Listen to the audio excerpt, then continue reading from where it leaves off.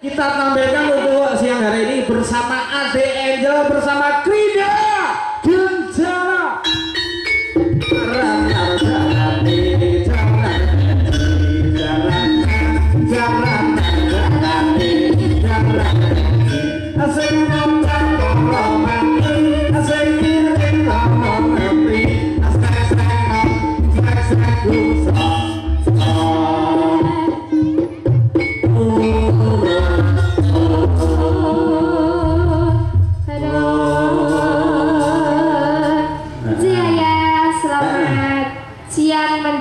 Sore.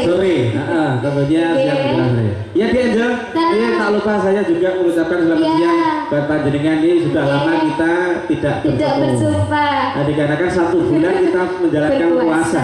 Jadi kegiatan panggung gembira seperti ini kita masih di pending dulu. Sebelumnya diucapkan minal aidin wal faizin, mohon maaf lahir dan batin ya. Betul sekali, nggih.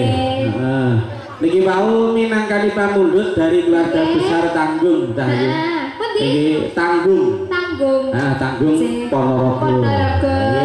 Niki wonten panjenengan Bapak Kadirin lan ugi para sesepuh, dalasan para sesepuh nggih.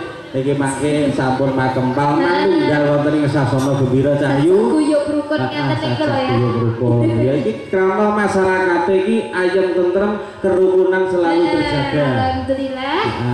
Sehingga terwujud hiburan seperti ini. Nanti insya Allah nih tahun depan juga akan seperti ini. Oke, muka-muka kula kalih jeneng ditimbang kowe. Aku wis WA-ne karo Pak Ketirin mesti di WA. Kene ndak Ayu, krana sing ning mburi durung cekap nggenipun Ngasda Busana. Lah kemudian ayo iki diaturke tetembangan Mas Apik supados para rawuh terhibur kalian pagelaran wonten jam punika. Monggo. Sekedap nenggo ingkang ngendang.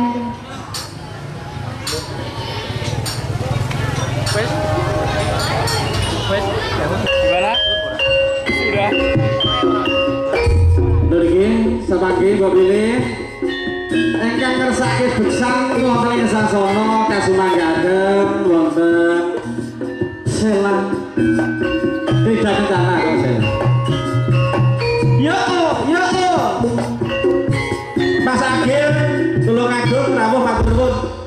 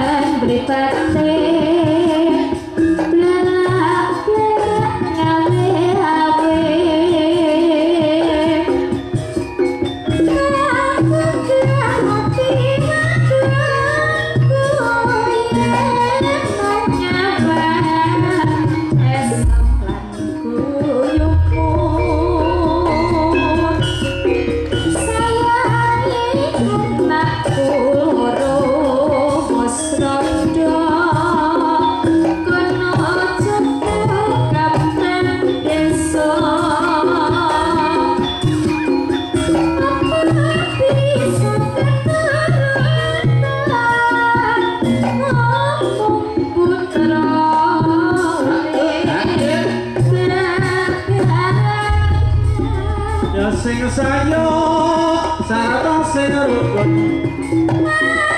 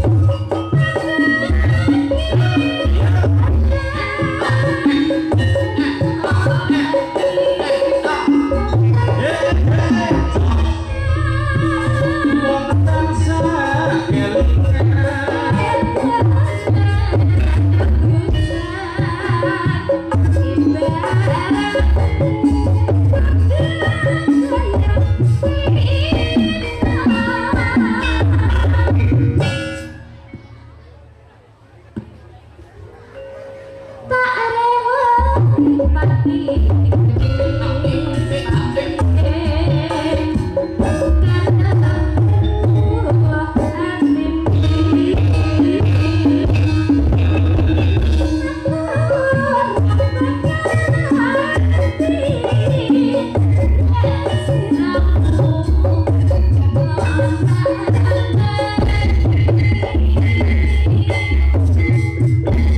ora bakal rabi mong sliramu priya sing tak